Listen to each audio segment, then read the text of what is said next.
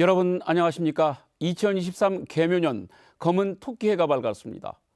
새해 새 출발이 우리에게 주는 가장 큰 의미라면 지난해보다 또 지난 시간보다 더 나아질 수 있다는 희망과 기대가 아닐까 싶습니다. 여러분은 2023년이 어떤 한 해가 되기를 소망하십니까? 새해를 맞아 JTB는 신년 대담 김관영 도지사에게 듣는다를 마련했습니다. 전라북도의 살림살이를 맡고 있는 김관영 도지사는 지역 발전을 위해 올해 어떤 희망과 기대를 품고 있는지 얘기를 나눠보겠습니다. 예, 어서 오십시오. 네, 안녕하세요. 네. 새해도 벌써 2주가 지났는데요. 네. 연초라 아마도 일정이 꽤 많으셔서 분주한 시간을 보내셨을 것 같은데 어떠십니까? 네, 2023년은 도지사로서는 취임한 지 6개월을 지나서 본격적인 일들을 우리 도에 정착시켜야 하는 과제를 안고 있다고 생각합니다. 작년 6개월 동안의 여러 경험들을 토대로 해서 또 계획을 세우는 기간이었다면 올해는 본격적으로 계획된 것을 일을 하고 성과를 내야 하는 그런 시기라고 생각하기 때문에 어느 때보다도 열심히 잘 준비하고 있습니다. 재선 의원을 거치면서 8년 동안 의정 활동을 하셨어요. 네. 밖에서 보실 때 하고 안에 또 도지사가 돼서 보시니까 많이 다를 것 같은데 어떻습니까? 일단 도지사의 일이 굉장히 범위가 높다는 것을 알게 됐습니다. 나라의 전체 일 중에서 외교 국방, 그다음에 금융, 공정위 요 정도만 빼고는 거의 모든 일을 커버할 정도로 일의 범위가 대단히 높다라고 하는 것을 제가 알게 되었고요. 또 하나는 제가 밖에서 우리 도에 있는 도청에 근무하고 있는 우리 공무원들의 역량이라고 할까요? 이런 것들을 저는 이제 중앙부처 근무만 하다 보니까 도청에 있는 공무원들이 조금 예를 들면 역량이 좀 떨어지지 않냐라고 하는 그런 평가들을 하기가 쉬운데 제가 실제로 밖에서 평가하는 것보다 안에 들어와서 실제로 경험하면서 우리 도청의 직원들을 만나면서 느낀 점은 이분들의 역량이 굉장히 크구나. 그리고 이 역량을 잘 모아내면 충분히 우리 도를 이끌어 나가는 핵심적인 행정 자산으로 쓸 수가 있겠다라고 하는 그런 자신감을 좀 회복하는 그런 시기였다고 생각합니다. 예. 도지사로 이제 뭐 6개월을 보내셨어요. 굉장히 많은 일들이 있었는데 좀 기억에 남는 성과라고 한다면 어떤 걸 꼽을 수 있을까요?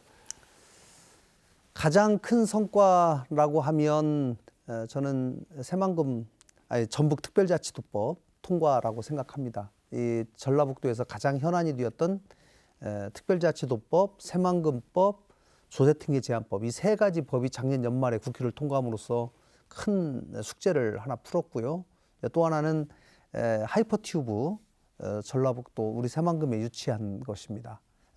치열한 경쟁 속에서 전라북도가 유치했기 때문에 남다르다고 생각을 하고요. 그 외에 호남권 디딤센터, 또 지역 간 연결도로, 또 군산 항 준설토 매립장 등등 여러 그 성과들이 상당히 있었던 것도 사실입니다. 그 과정을 쭉 지켜보면서 저는 우리 전라북도도 열심히 하면 할 수 있다라고 하는 자신감을 조금씩 회복해 나가는 과정이 아니었나 싶습니다. 네, 지난해 그 정부 공모사업 같은 데서 직접 나서서 PT를 하시기도 했어요. 네. 방금 일부 언급해 주셨습니다만 지난해 여러 가지 정부 공모사업 예산 유치 활동하셨는데 전라북도가 가진 경쟁력 냉정하게 평가를 한다면 좀 보완해야 될 것도 좀 있을 것 같긴 합니다. 제가 이제 대한민국에서 하는 모든 공모사업은 16개 시도가 치열하게 경쟁을 하기 때문에 그 경쟁의 과정에서는 기존에 깔려있는 인프라뿐만 아니라 인맥, 정치적 자산 이런 것들이 전부 결합을 해서 종합적인 결론이 나오는 것이거든요. 그것이 결국은 공모사업에서 이거를 따내느냐, 또 국가 예산을 얼마나 따느냐, 법안을 어떻게 통과시키냐 곳곳에서 나타나는데 제가 냉정하게 전라북도의 경쟁력을 예를 들면 서울 경기를 한 100 정도로 보면 전라북도 경쟁력은 제가 볼 때는 65에서 70 정도? 그 정도 되지 않는가 이렇게 냉정하게 평가합니다. 다만 이것을 보완하기 위해서는 저희가 철저하게 준비하고 한 팀이 되어야 되겠다라는 생각을 하게 되어서 제가 도지사 되고 나서 가장 크게 신경 쓴 것은 어떻게 하면 원팀을 만들까라는 문제입니다. 그동안 도지사와 교육감이 한 목소리를 내지 못하고, 도지사와 전주시장이 한 목소리를 내지 못하고, 도지사와 시장 군수들이 갈등이 생기고 국회의원들과 갈등이 생기고, 이런 것들을 어떻게 메워가면서 같이 할까라고 하는 점에 가장 크게 역점을 두었고요. 그런 차원에서 제가 당선되자마자 교육감님과 교육 협치를 하자. 그래서 교육협력추진단을 만들어서 이 교육협력추진단에는 도청 공무원, 교육청 공무원, 각 대학에서 파견 나오신 분들, 이분들이 한 자리에서 모여서 근무를 하거든요. 또 국회의원들과는 매달 한 번씩 서울에서 조찬 모임을 정례화하자. 지금까지 계속 해왔습니다. 또 여야의 협치. 우리 전라북도 내에서 보면 도의회가 민주당 일색이기 때문에 굳이 뭐 협치를 국민의힘까지 힘을 빌려야 되냐라고 충분히 의문을 제기할 수 있겠습니다만은, 전라북도의 중요한 현안이 정작 국회에서 다 결정되기 때문에, 국회는 철저하게 양당 체제로 운영이 되기 때문에 국민의힘 쪽에 도움을 받지 않고서는 한 걸음도 나갈 수가 없는 것이 또 현실입니다. 그래서 제가 도지사 되고 나서 국민의힘 쪽에 협치를 합시다. 그래서 그쪽에 도당을 방문하고 국민의힘에서 추천한 협력관을 도청의 협력관으로 이렇게 임명을 해서 그런 협치들을 해나가는 것들이 조금씩 성과를 내지 않나 싶습니다. 네. 예, 그 방금 협치 말씀하셨습니다만 과거에 그 민주당 출신 도지사로서는 그 볼 수 없었던 행보이기도 합니다. 네. 그 국민의힘과의 협치를 통해서 거둔 성과라고 할까요? 조금 네. 이른 시기긴 합니다만 어떤 네네. 점도 꼽을 수 있을까요? 가장 대표적으로는 이번 전북특별자치도법 통과하는 과정에서 여야 협치의 그 노력이 극명하게 저는 드러나는 과정이었다고 생각합니다. 법안을 그 전에 안우영 의원님 법안이 하나 발의가 돼 있었는데요. 이 법안을 이 하나를 놓고 통과시키는 것도 하나의 방법이겠습니다만은, 그 이후에 저희가 작전을 국민의힘 도당위원장인 정운천 의원님과 민주당 도당위원장인 한병두 의원님이 동시에 발의를 하고 같은 날 발의하고 국회에서 같이 기자회견을 했습니다. 공동 기자회견을 하면서 전북특별자치도법은 어느 한 당의 문제만이 아니라 국힘에서도 필요한 법이고 민주당도 필요한 법이다라고 하는 것을 강조를 하고, 국힘의 정운천 의원님은 국힘 의원님들을 설득을 시키고, 민주당의 한병두 의원님은 민주당 의원님들을 주로 설득시키고, 저는 양쪽을 다 돌아다니고, 이렇게 하면서 이번 법안 통과하는 과정에서 행정자치위원회, 또 법사위, 본회의 쭉 그 통과하는 전체 과정 속에서 여야 의원님들을 골고루 설득하는데 여야가 동시에 발의한 것이 크게 도움이 됐다라는 말씀을 드리고 싶고요. 앞으로도 뭐 지금 당장 올해 큰 현안 중에 하나인 남원 의전원법, 이것도 국민의힘 쪽의 의원님들을 설득시켜야 되는 큰 과제가 있기 때문에 또 정우천 의원님에게 역할을, 또 이용호 의원님에게 역할을 좀 부탁도 드리고, 물론 저도 당연히 양쪽 당을 또 아우르고, 이런 노력들이 여야 간에 양쪽 당을 다 접촉해서 설득하는 노력이 대단히 필요하다. 그래서 앞으로도 여야 간의 협치는 여전히 중요한 과제다, 이렇게 생각합니다. 중간에 언급을 하셨습니다만 제가 볼 때는 정운천 의원님하고 손발이 꽤 잘 맞는 것 같다는 느낌이 있어요. 과거에 뭐 같은 당에서 잠시 몸담기도 하셨는데 네. 마침 또 여당의 도당 위원장으로 믿다 보니까 굉장히 좀 도움이 많이 되시지 않을까, 그런 생각이 좀 드는데 어떠신가요? 네, 아무래도 정우천 의원님이 그동안 국민의힘 쪽에 오래 계셨고, 특히 지금은 여당이기 때문에 이제 똑같은 사안을 놓고 여당 의원과 야당 의원이 장관한테 말을 하게 되면 여당 의원의 발언이 훨씬 무게가 실리는 것은 사실이거든요. 그런 점에서 정우천 의원님께서 굉장히 전북 발전을 위해서 열정을 가지고 일해 주신 점에 대해서 대단히 감사하게 생각합니다. 뭐 정우천 의원님 개인적으로 보면 우리 전라북도 발전을 위해서 그동안 뭐 쌍발통 정치 이걸 계속 주장해 오셨는데 최근에 그 쌍발통 정치가 조금씩 열매를 맺는 과정 아니냐 이런 말씀들을 곳곳에서 많이 말씀을 하시는데요. 정우천 의원님이 그동안 오랫동안 지역을 위해서 애쓰신 열정들이 조금씩 결실을 맺는 것 아닌가 이렇게 싶습니다. 네. 예, 그 특별자치도법 얘기 몇 가지 더 추가로 좀 여쭤보겠습니다. 이 법안이 처음 발의된 게 8월 18일이었고 예. 국회에서 최종적으로 통과된 게 12월 28일이었으니까 네. 뭐 사실 넉 달 한 열흘 만에 초스피드로 통과가 됐습니다. 네. 아까 말씀하신 것처럼 여야 도당 위원장들이 동시에 발의를 한 것도 굉장히 도움이 많이 됐을 텐데 네. 이 특별자치도법 아직 도민들은 조금 생소하게 생각하시는 분들도 많을 것 같은데 네. 어떤 내용을 담고 있는지 또 앞으로 그 재정 취지는 무엇인지 좀 설명을 해주시죠. 네, 특별자치도를 만들어서 도대체 전라북도가 뭐가 좋냐 이렇게 여쭤보시는 분들이 계시기 때문에 제가 간단하게 좀 표를 하나 좀 만들어 가지고 왔습니다. 이 표로 설명을 드리고 또 추가로 설명을 드리도록 하겠습니다. 이 현재 전라북도의 상황입니다. 전라북도가 그동안 수도권과 지방의 차별, 영남과 호남의 차별, 호남 내에서 광주 전남에 비해서 전라북도가 또 차별을 받고 있다. 또 광역도시가 없기 때문에 차별을 받고 있다.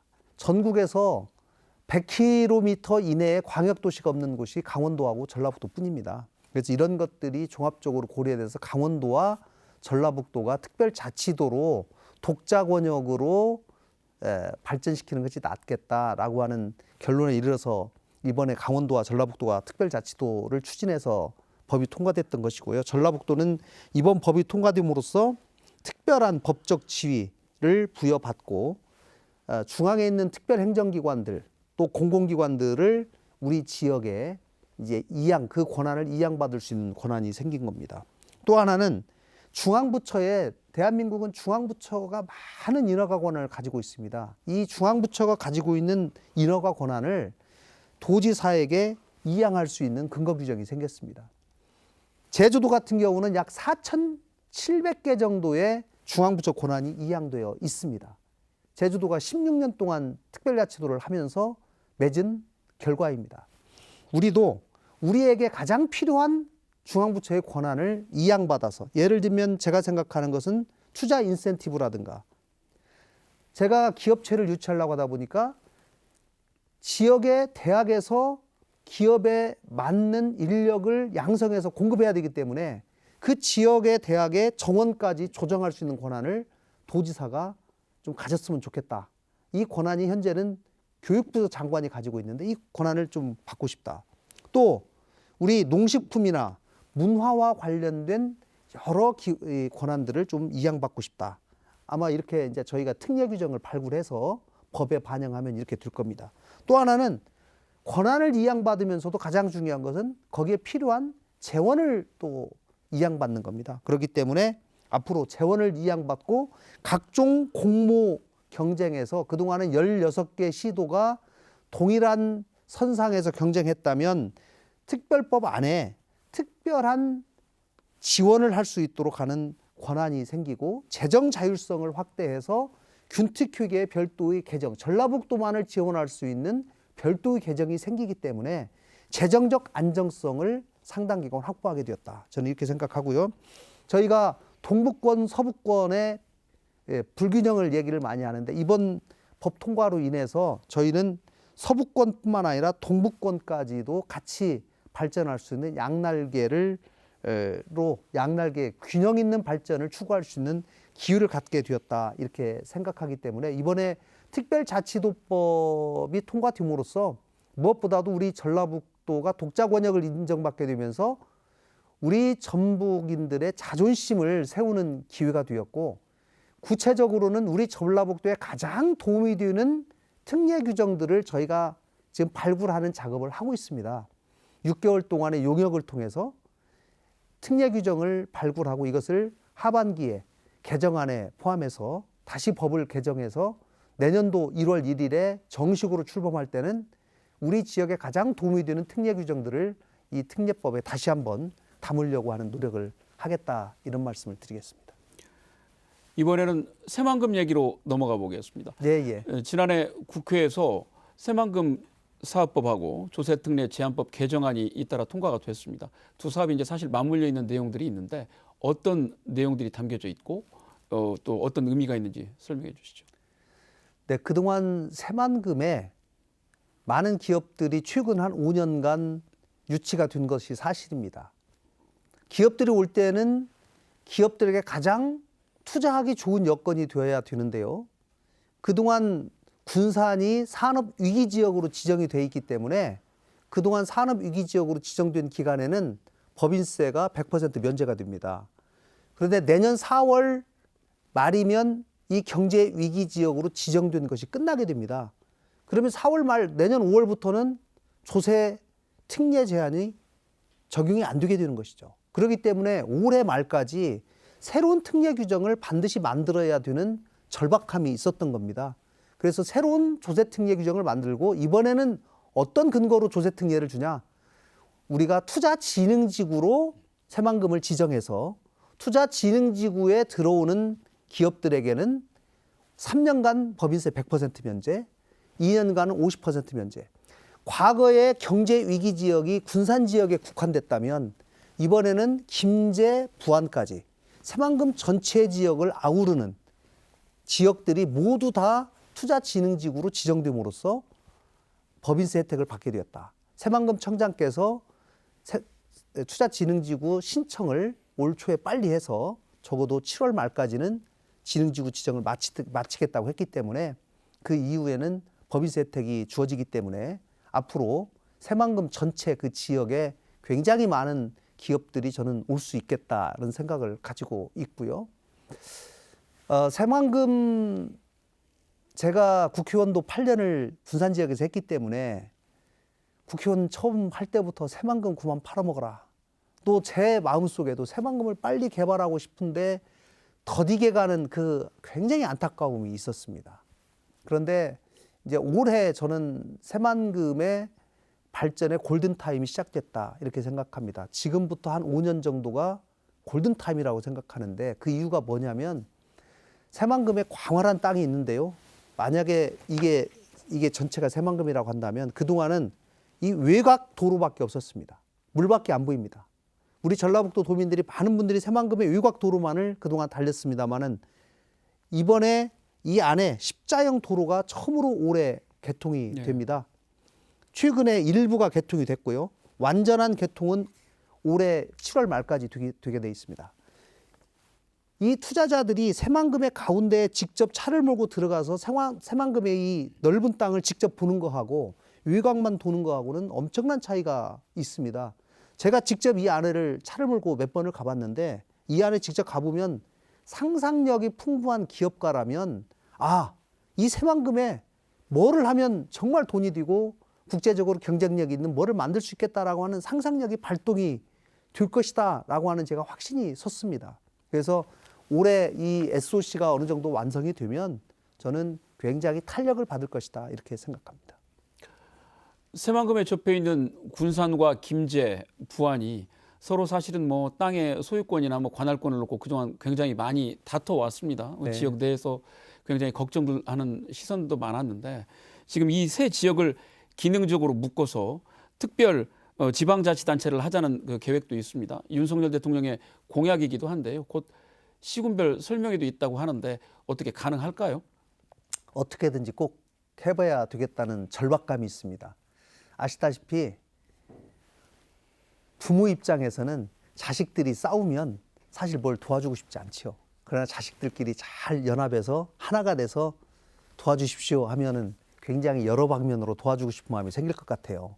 저희가 만약에 군산, 김제, 부안이 이 조그만 땅을 놓고 열심히 만약에 싸워버린다라고 했을 때 중앙부처에서 돕는 입장에서 보면 이 조그만 땅 가지고 뭘 그렇게 싸우냐. 나중에 결국은 다 전라북도 땅이고 그게 그건데, 이런 생각을 가질 것 같습니다.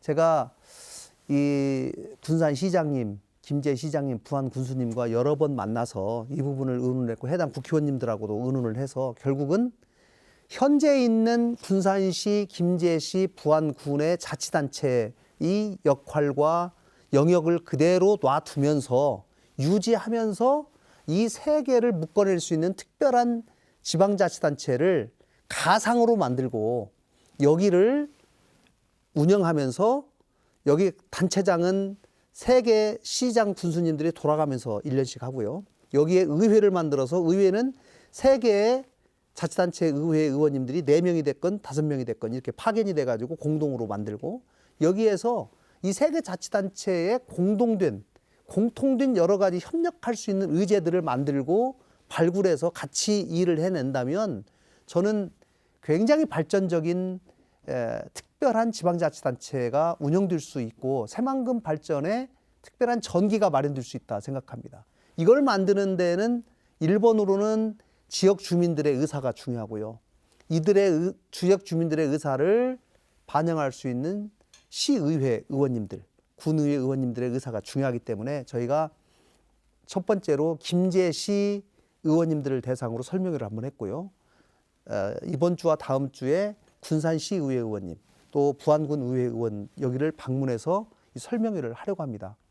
한 가지 이제 오해가 있는데 마치 이 세 개를 통합하려고 하는 거 아니냐라고 하는 그런 오해가 있는데 그건 전혀 아니고 새 지방자치단체가 지금 하는 것 그대로 유지하면서 별도의 특별한 지방자치단체를 만들어서 여기를 통해서 서로 다른 지역에까지 서로 연결되는 공동된 과제들을 발굴해서 협력 과제를 만들려고 하는 말씀이다라는 말씀 꼭 드리고 싶습니다. 그럼 여기서 지난 5일 있었던 전라북도 신년 기자회견 화면 잠깐 보시고 계속해서 이야기 이어가도록 하겠습니다.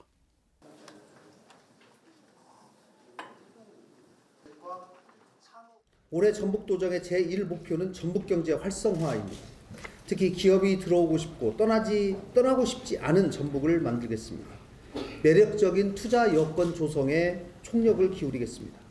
전북에서 성공할 기업을 위해서 우리 전북의 전성기를 위해서 기업 유치전 2라운드를 펼치겠습니다.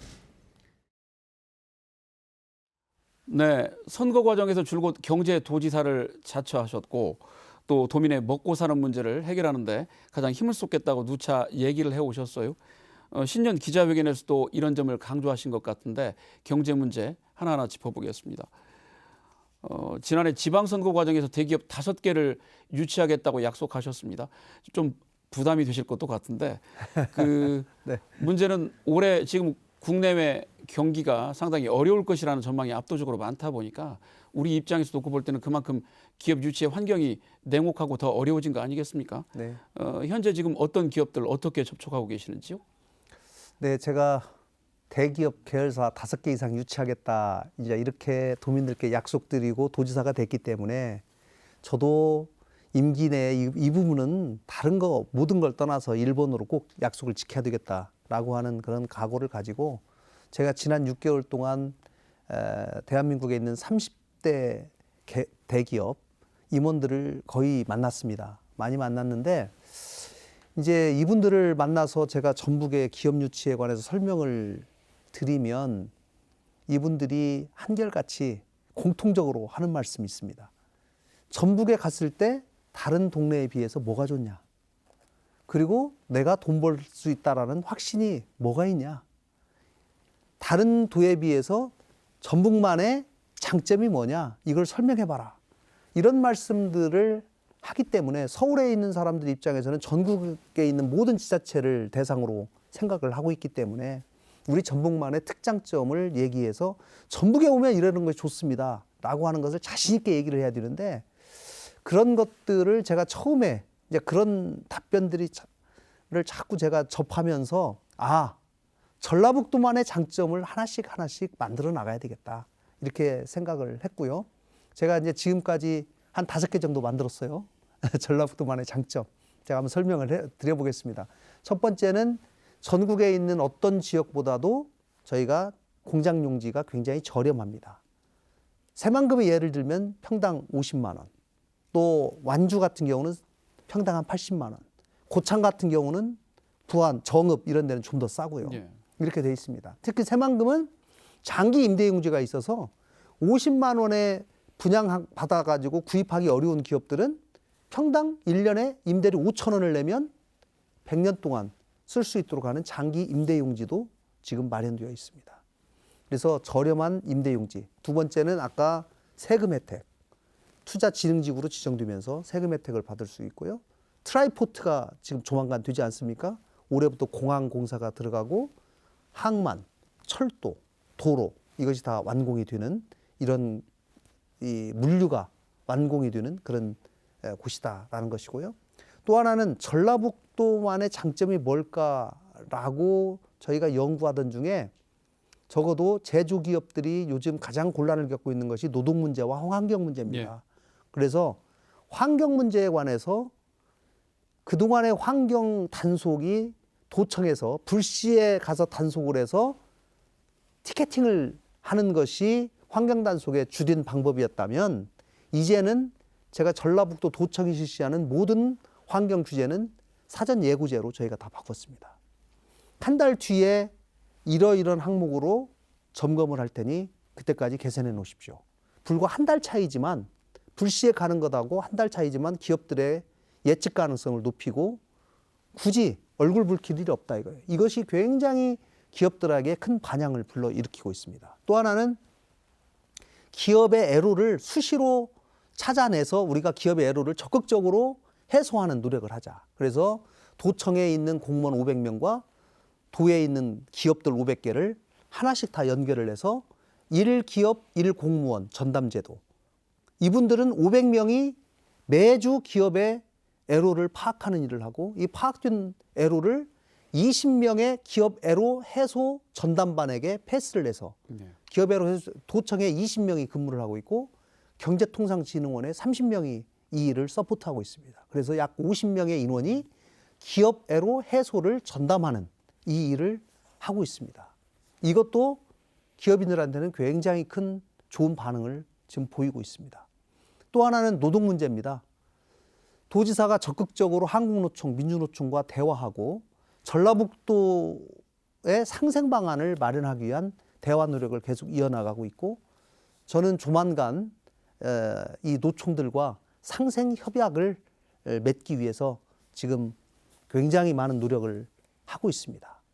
이러한 노력들을 해서 노사 문제에 관해서 큰 걱정이 없는 전라북도의 경영 환경을 만든다면 이런 것들을 제가 서울에 가서 이렇게 노력하고 있습니다 라고 얘기를 했더니 초반하고 이런 5개 정도의 장점을 얘기했을 때하고 반응이 많이 달라져요.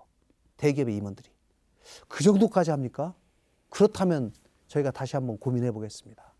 이런 반응들을 보이기 때문에 저희가 그동안 해오던 5개의 이런 프로젝트들을 이런 것들을 착실하게 실천하고 또 앞으로 더 개발하고 이래서 기업들이 가장 활동하기 좋은 환경과 여건을 만들어 준다면 제가 전라북도라는 상품을 가지고 많은 대기업들을 상대로 해서 경쟁력 있는 상품을 팔 수도 있겠다라고 하는 자신감이 조금씩 생겼어요. 그래서 지금 그럼 대기업 언제 오냐? 이렇게 이제 저한테 직접적으로 여쭤보시는 분들이 많이 계신데 이게 뭐 몇 달 갑자기 얘기한다고 해가지고 대기업이 없던 투자를 결정하고 다른 동네 갈 것을 우리한테 돌리고 이러지는 않지 않습니까? 시간이 좀 걸리고 있고 지금 굉장히 긴밀하게 접촉하는 대기업들도 몇 개가 있습니다. 그래서 저는 올해 안에 적어도 몇 개 정도는 제가 5개 한다고 했는데 지금 하나는 두산했거든요. 나머지 이제 4개 이상 해야 되는데 그중에 몇 개라도 올해 안에 분명히 결실이 나지 않을까 이렇게 예상하고 열심히 하도록 하겠습니다. 네, 정부가 국가 균형 발전 차원에서 기회 발전 특구라는 것을 추진한다고 합니다. 네네. 그 가운데 뭐 굉장히 파격적인 세제 혜택 같은 것들도 지금 준비를 한다고 하는데 뭐 그 아이디어에 대한 것은 지사님께서 또 대통령께 건의를 하신 내용이 상당 부분 반영이 되는 것도 있는 것 같아요. 이 기회 발전 특구라는 게 어떤 개념이고 또 우리 입장에서는 어떻게 대응하실지 궁금합니다. 지자체와 기업이 같이 연합을 해서 중앙정부는 야 니네들이 연합해서 해보니까 내가 니네들이 하려고 하는 것에 대해서 세제 혜택 줄 테니까 한번 해봐. 라고 하는 거고, 지자체와 기업이 같이 연합을 해가지고 우리가 이런 일을 한번 해보겠습니다 라고 정부에다 신청을 해갖고 우리를 기회발전 특구로 만들어 주십시오 라고 하는 것이거든요. 그러면 전라북도 갈 수 있는 기회발전 특구가 뭐냐라고 봤을 때 저희들이 지금 생각하고 있는 것은 수소와 관련된, 탄소와 관련된, 또 2차 전지와 관련된, 농기계와 관련된 이런 것들을 집중적으로 좀 한번 기회발전 특구로 만들어서 한번 해보자라는 생각을 가지고 있습니다. 이 다른 지역에 비해서 전라북도가 가지고 있는 장점이 뭐고 좀 그나마 앞서 나가고 있는 것이 뭐냐, 이거를 우리가 적극적으로 찾아서 남보다 조금 앞서가고 있는 것을 더 여기다 예산을 투입해서 선택과 집중을 통해서 확 치고 나가는 거, 이것이 저는 굉장히 중요하다고 보고, 그런 점에서 그동안 전라북도가 심혈을 기울여온 뭐 농생명은 좀 이따 제가 다시 얘기하기로 하고요. 탄소 산업이나 수소 산업, 또 최근에 이 전라북도로 많이 모이고 있는 2차 전지 소재 업체들, 이런 것들을 같이 모아나가는 작업, 또 완주와 익산을 중심으로 한 농기계, 김제까지 이런 농기계와 관련된 산업들을 엮어서 기회발전 특구로 좀 만들어 보려고 생각하고 있습니다. 방금 잠깐 언급해 주셨습니다만 지난해 우리가 이제 유치한 기업들 가운데 2차 전지 관련해 가지고 상당히 성과도 좋고 그 기술력을 가진 업체들이 제법 들어왔습니다. 네. 우리 입장에서 볼 때는 이왕이면 똑같은 일자리가 난다고 하더라도 신산업이나 미래 성장 동력이 될 수 있는 기업체들을 유치하는 것이 굉장히 중요할 것 같은데 어떻게 보세요? 네, 그렇습니다. 지금 2차 전지 소재 업체 중에 성일 하이텍이 리사이클 하는 회사인데요. 뭐 대한민국 전체 중에서도 가장 핫한 기업 중에 하나입니다. 10년 전에 군산에 2명이 와서 창업을 했습니다. 10년 만에 작년 7월에 코스닥에 상장을 했는데, 상장하고 나서 지금 한 6개월 지났죠. 시가총액이 무려 한 1조 5천억 가까이 됩니다. 저는 이 성일 하이텍의 이 성공 스토리를 전라북도 전체에 확산을 시키고 제2의, 제3의 성일 하이텍이 나올 수 있도록 도와줘야 되겠다라는 생각을 제가 하거든요. 2차 전지 소재 업체 중에 첨보 PLS, 전해액을 만드는 회사, 또 음극재를 만드는 대주전자재료. 대주전자재료도 우리나라에서 대단히 장래성 있는 회사입니다. 이 회사도 시가총액 한 1조 5천억 해요. 이 회사가 주기업이 시흥에 있는데 군산에 2천억 정도 투자를 약속했습니다. 제가 투자 협약을 했는데 그 회사 사장님께서 군산이 굉장히 매력적인 도시로 생각하고 앞으로 투자를 더 늘리겠다 이런 말씀을 주셔서 저희도 어떻게든지 도우려고 생각하고 있습니다. 그 외에도 E&D 등 우리가 한 작년에만 한 10개 정도 들어온 것 같아요. 2차 전지 소재 업체가. 앞으로 미래 성장 분야인 이쪽에 굉장히 많은 기업들을 추가로 유치하는 노력을 계속해야 되겠다 생각을 하고 있고요. 특히 이제 제가 가장 신경을 쓰는 것은 농생명 산업인데요. 농생명 산업에 관해서 제가 농생명 산업이 대한민국에서 1등에 가기 위한 전제 조건이 있습니다. 지금 농생명 산업이 전 세계적으로 굉장히 핫하고 농생명 식품 바이오까지 확대되는 추세인데요. 이것이 잘 되려면 먼저 R&D 인력이 충분해야 되고, 연구를 한 것을 실증을 하고 생산하는 생산단지가 있어야 됩니다. 그리고 여기서 생산된 것을 가공하고 음식으로 만들고 하는 생산 가공 공장, 여기서 만든 것을 또 수출하는 유통과 수출 단지가 있어야 되는데, 전라북도가 이 모든 것을 갖추고 있는 가장 좋은 지역이라고 저는 생각을 합니다. 우리나라 전체 농생명과 관련된 연구 인력의 약 80%가 전라북도에 지금 와 있습니다. 참 저희가 운 좋게도 수원에 있었던 농촌진흥청과 관련된 농업과학원, 원예과학원, 축산과학원 다 내려왔습니다. 혁신도시로.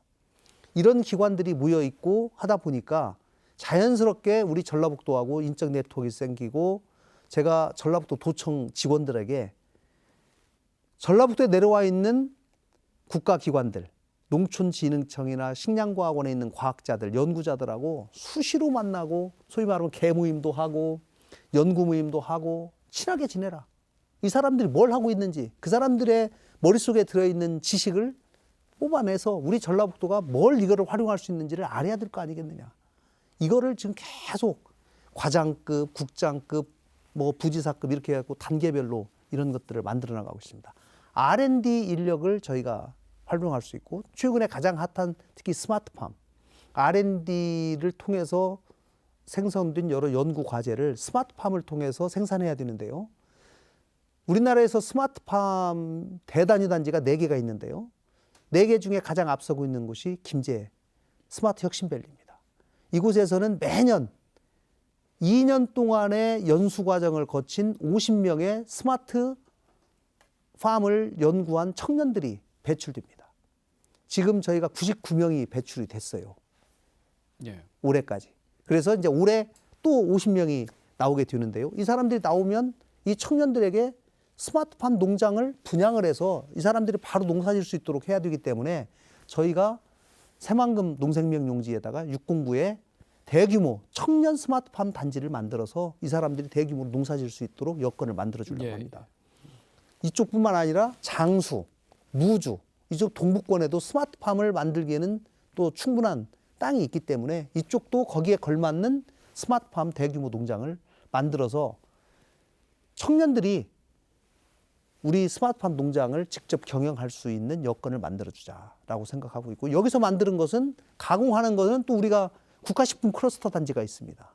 국가식품 클러스터 단지가 지금 현재 약 60개 정도의 업체가 들어와서 돌아가고 있는데요. 앞으로 1단계뿐만 아니라 지금 2단계 국가식품 클러스터 단지 지정도 저희가 서두르고 있기 때문에 조만간 저는 지정이 될 거라고 보고, 여기서 또 가공을 하고 여기서 만들어진 것을 아까 우리 새만금 트라이포트를 통해서 수출하는 이런 것들이 전체가 아우러지기 때문에 새만금을 식품 허브 단지로 만들 수 있는 절호의 찬스다라고 생각해서 이 부분도 식품 허브 단지로 가기 위한 구체적인 용역을 올해 또 예산으로 저희가 확보를 해서 지금 연구하고 있습니다. 예. 그 삼성이 지원해서 운영해 오는 사업 가운데 스마트 팩토리라는 사업이 있습니다. 네. 지사님 취임하신 이후에 그 관련된 그 좋은 사례들에 상당히 고무되셔서 네. 이 사업을 또 자체적으로 상당히 확대를 하고 계시는데 네. 어떤 사업이고 또 어떤 성과가 있었는지 좀 설명해 주시죠. 네, 전라북도에서 이미 영업을 하고 있는 우리 많은 중소제조업체들이 생산성을 높이고 이들의 경쟁력을 높이는 것이 또 새로운 기업을 유치하는 것보다도 저는 더 중요하다고 생각합니다. 그렇기 때문에 그동안 삼성전자에서 스마트 팩토리 지원 사업이다, 이거를 그동안 8년 동안 했어요. 전국에 있는 중소기업들한테 신청을 받아가지고 중소기업들을 컨설팅하는 일을 하고 있는데, 삼성전자의 숙련된 엔지니어 200명을 별도로 팀을 만들어서 그 일만 하고 다닙니다. 전국적으로. 근데 이분들이 가서 그냥 단순히 이 컨설팅하는 것이 아니고 해당 컨설팅하는 기업에 가서 6개월 동안 근무를 해요. 6개월 동안 근무를 하면서 이 회사가 뭐를 고쳐야 되는지를 가장 잘 알게 된 상황에서 이런 거 고칩시다, 이런 거 고칩시다 해가지고 고친 기업들이 우리나라에 현재 3,000개가 있고 전라북도에 약 120개가 그 서비스를 받았습니다. 그래서 그 서비스를 받은 회사들의 평균 생산성이 50%가 향상이 됐어요. 대단한 사업입니다. 그래서 우리나라에서 대통령상도 여러 번 받았어요. 중기부에서 600억 내고 삼성전자가 600억 내가지고 이 사업을 계속해 왔는데, 이제 제가 이 사업의 상생협력 팀장님을 좀 알아요. 이분이 사실은 전라북도 출신입니다. 전라북도가 1년에 평균 15개 회사가 이 서비스를 받고 있는데, 제가 그분을 찾아가서 전라북도 제조업의 상황이 너무 열악하니 15개에서 30개를 좀 늘립시다, 전라북도만. 그러면 15개 늘리는데 추가적으로 돈이 필요할 텐데 이 돈은 제가 전라북도 다 부담할 테니 그 서비스하는 인력만 좀 대주십시오. 자, 이렇게 제가 제안을 다시 시작했는데, 그러던 와중에 전라북도에 있는 기업 중에 위제스라는 회사가 있는데, 이 회사가 삼성전자로부터 그 서비스를 받았는데 매출이 3배로 뛰고 생산성이 너무 많이 향상이 됐어요. 그래서 제가 그 현장을 삼성전자 상생협력 팀장님과 같이 방문을 하게 됐습니다. 위제스 사장님이 익산에 있는데요. 자기는 삼성전자로부터 이 서비스를 받아서 너무 고맙습니다. 그리고 회사가 이렇게 잘 돼서 이 받은 은혜를 도저히 자기가 혼자 감당할 수가 없다. 다른 중소기업들한테 이 받은 서비스를 전파하는 전도사가 되고 싶다. 이 얘기를 자임을 해요. 근데 그 얘기를 들은 삼성전자 임원이 삼성전자가 가장 마지막에 원하는 답이 바로 이거였습니다. 자기들한테 서비스 받은 회사가 또 다른 전도사가 돼서 하는 것이 자기들이 원하는 가장 아이디어란 모습이었는데 그 얘기를 유재수 사장님이 하니 너무 감사합니다라고 하는 얘기를 하길래 제가 전라북도에서 서비스 받은 120개 사장님들한테 제가 전부 여쭤봐서 또 다른 멘토가 되고자 자임하는 사람들을 모아서 우리가 CEO 포럼을 한번 해보겠습니다. 라고 한 거예요. 그래서 120개 중에 자발적으로 받은 은혜를 또 다른 중소기업한테 멘토를 하겠다는 사장님들 20명을 모은 겁니다. 20명을 모아서 CEO 포럼이다 만들었고 거기에 삼성전자 사장님이 다시 왔는데 그 출범식에 와서 삼성전자 사장님이 이런 말씀 하셨어요. 정말 삼성전자가 가장 원하는 모습을 오늘 이 자리에서 전라북도가 보여주고 있다. 그래서 20명이 또 다른 중소기업들을 컨설팅하게 될 텐데 그 과정에서 삼성전자 엔지니어들이 다시 또 붙어서 도와주겠다. 그래서 그동안 우리가 전라북도가 1년에 15개 정도의 중소기업이 삼성전자로부터 그 서비스를 받았다면 앞으로는 최소한 30개, 40개 정도가 그 서비스를 받을 수 있는 소위 플랫폼이 생긴 겁니다. 그리고 거기에 삼성전자가 같이 해주기로 했기 때문에 저는 대한민국에서 처음으로 하는 이 서비스가 정말 뜻있고 제가 도지사가 되면서 전라북도가 가는 길이 대한민국의 길이 되게 하겠습니다라는 말씀을 여러 번 드렸는데요. 이 상생협력 모델이야말로 전라북도가 하는 사업이 조만간 저는 대한민국에서 확산돼서 대한민국의 길이 되지 않을까 이렇게 조심스럽게 기대해 봅니다. 예, 그 서민 경제 부분으로 좀 넘어가 볼까 싶습니다. 그 지난해부터 금리도 치솟고 유가도 최근에 조금 뭐 안정됐습니다만 여전히 높은 상태이고요. 이러다 보니까 인플레이션이 굉장히 심화되고 있어서 뭐 서민들 살림살이가 굉장히 팍팍합니다. 우스갯소리로 뭐 월급 빼고는 다 올랐다 이런 자주 어린 푸념도 나오고 있는데 서민 경제 대책들 어떤 거 구상하고 계시는지요? 네, 사실 서민 경제가 굉장히 어렵습니다. 금리가 불과 1년 만에 2배, 3배로 좀 뛰었지 않습니까? 그렇기 때문에 과거에 낮은 금리 하에서 은행에서 대출받았던 기업인들은 그 금리 이자 부담이 굉장히 크거든요. 그래서 저희가 제가 도지사로 취임하자마자 신보에 신용보증재단에 200억을 출연을 했습니다. 그래서 200억을 출연을 하면 그것의 12배인 2,400억까지 저희가 보증을 추가로 증가시킬 수가 있거든요. 그래서 우리 어려움을 겪고 있는 전라북도의 중소기업들에게 좀 더 혜택을 갈 수 있도록 과감한 보증을 좀 더 늘리자. 그리고 또 하나는 저희가 2차 보전 사업이라고 해가지고 과거에 예를 들면 신용보증재단에서 3%를 금리를 소상공인들께서 3%만 부담할 수 있도록 해서 만약에 그것이 5%다 실제 시장 금리가 그러면은 3%를 초과하는 2%에 해당되는 것은 저희 신용보증재단에서 부담을 하는 도에서 부담하는 그런 프로그램을 지금 만들고 있는데요. 최근에 금리가 더 오르기 때문에 이 도에서 그 부담해야 될 그 금리 폭이 더 늘어났습니다. 그래서 올해 예산에 그거를 다시 배액으로 늘려서 이 서민들의 금리 부담을 최대한 낮게 할 수 있는 그런 대책들을 지금 세워나가고 있습니다. 네, 여러분께서는 지금 JTBC 신년 대담 김관영 도지사에게 듣는다를 시청하고 계십니다.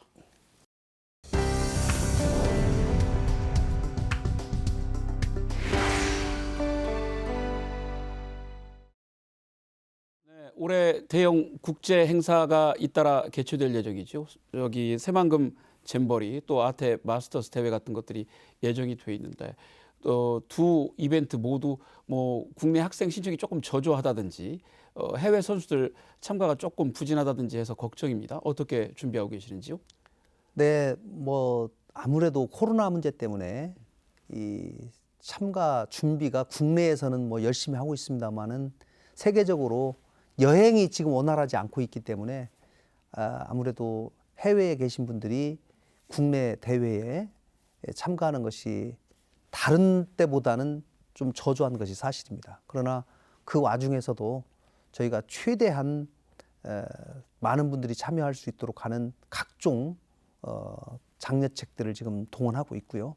특히 5월 달에 있을 아태 마스터즈 대회 같은 경우는 국내에 있는 여러 여행사라든가 해외 네트워크와 연결된 여행사, 또 해외 생활체육 단체 이런 데들과 긴밀하게 연결하면서 최대한 참가자들을 모집하고 있고, 특히 국내 생활체육인들을 대상으로 적극적인 모집 활동을 통해서 저희가 당초에 예상 목표였던 국내 약 10,000명, 해외 약 4,000명 그 규모가 달성될 수 있도록 최선의 노력을 다하고 있다는 말씀을 드리고요. 잼버리가 이제 8월에 있는데요. 예.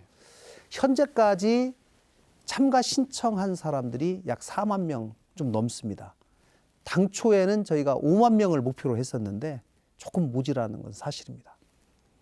그러나 잼버리 스카우트에 가입된 국가가 172개국이거든요. 그중에 현재 참가 신청한 나라가 147개국입니다. 그래서 당초 작년 12월 말까지 참가 신청 기간을 마감하려다가 일단 2달을 좀 늦췄습니다. 그래서 올해 2월 말까지 참가 신청 기한을 조금 늦추고 좀 더 적극적인 활동을 통해서 다른 나라들, 좀 더 많은 나라들이 참가할 수 있도록 하는 노력, 또 그 외에 국내에 있는 스카우트들이 여기에 최대한 참여할 수 있도록, 이거는 중고등학생들이기 때문에 예. 교육청의 협조가 상당히 중요합니다. 그래서 가장 우리나라에서 사람이 많은 경기도 교육청, 서울 교육청 이런 데하고 긴밀하게 협조를 하면서 거기에 중고등학생들이 최대한 참가할 수 있도록 하는 다양한 지원책을 하는데, 다행히도 우리 전북 출신이신 조희연 서울시 교육감께서 서울시에 있는 중고등학생들이 만약에 전라북도 이 세계 잼버리에 참가를 하게 되면 일정한 참가비를 보조를 해주는 지금 정책을 하고 계십니다. 예. 그래서 상당히 참가자들이 늘어나지 않을까 기대를 하고 있습니다. 최근에 그 전라북도의 인구가 177만이 깨져서 176만 명대로 내려앉았다는 그 기사가 나왔습니다. 그 1년 사이에 17,000명 정도 줄었다고 하니까 단순 계산하면 1년 반 정도면 진안무주 장수 같은 군 지역들이 하나씩 사라지는 셈인데요. 굉장히 그 위기감이 더 커지고 있는 것 같습니다. 인구 문제 어떻게 보세요? 참 도지사로서 굉장히 어려운 문제입니다.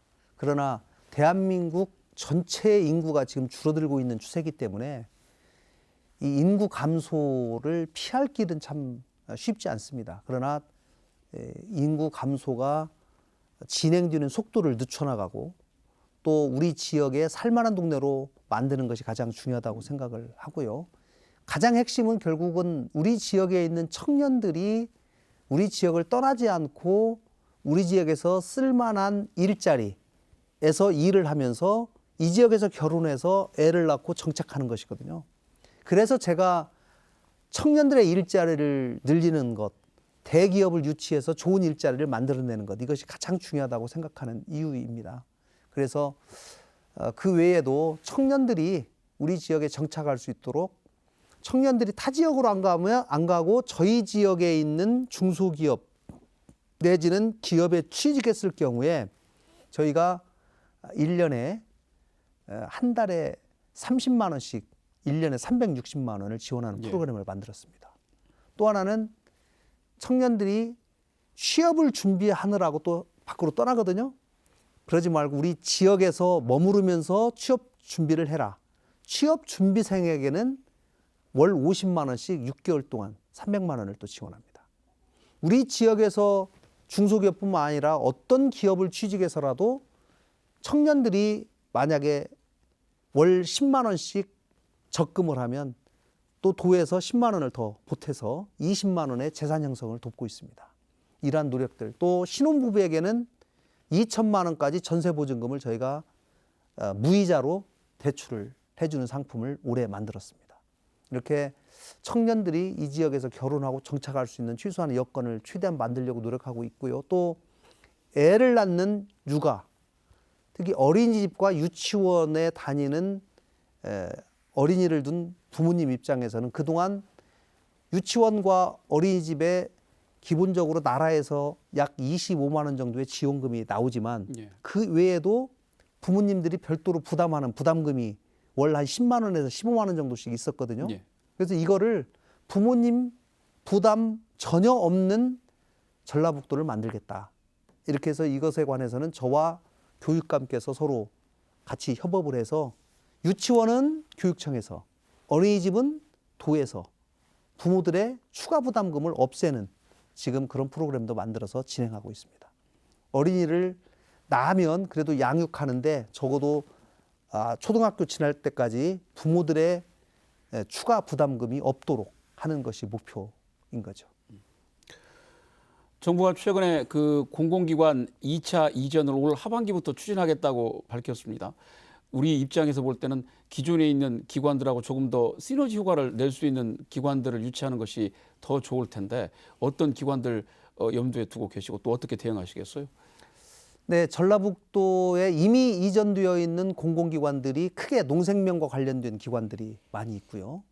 또 국민연금공단, 그래서 저희는 국민연금공단이 이전되면서 기금 운용과 관련된 자산 운용과 관련된 금융 중심지를 지금 만들겠다고 그동안 계속 노력을 해왔습니다.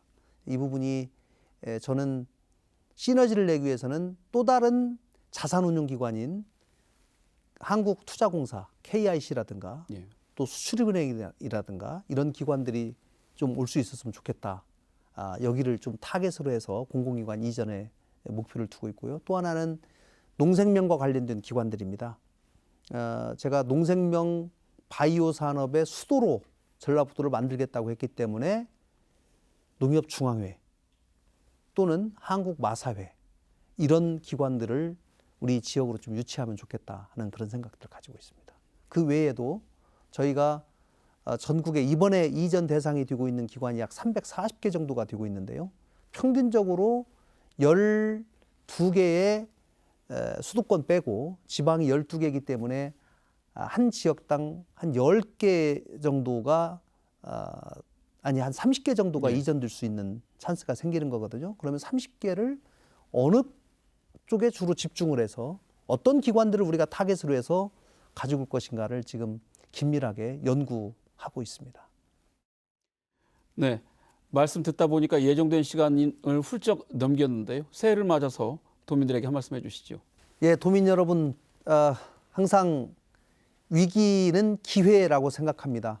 새해 제가 도전경성이라는 사자성어를 내세웠습니다. 도전해야지 뜻을 이룰 수 있다라는 얘기입니다. 유지경성 대신에 앞에 유지 대신에 도전을 넣습니다. 도전하지 않으면 어떤 것도 이룰 수 없다고 생각합니다. 그러나 그 도전은 저 혼자 할 수 있는 것이 아닙니다. 우리 도민과 같이 하겠습니다. 제가 앞장서서 신발끈을 다시 한번 동여 매겠습니다. 현장을 더 열심히 뛰겠습니다. 도민들과 함께 혁신하고 도전할 때 반드시 새로운 전북 또 성공하는 전북이 올 수 있다고 생각합니다. 더 열심히 하겠습니다. 감사합니다. 네, 오늘 말씀 여기까지 듣겠습니다. 네, 고맙습니다. 네, 여러분 어떻게 보셨습니까? 방금 들으신 것처럼 2023년 전라북도가 정한 도정 사자성어는 도전하면 성공할 수 있다는 의미의 도전경성입니다. 지극히 평범한 이 목표가 언제나 마음먹은 대로 실현하기 어려운 것은 도전과 성공이라는 이 두 단어 사이에 많은 땀과 노력, 또 실패해도 좌절하지 않고 다시 일어날 수 있는 지혜와 용기가 필요하기 때문입니다.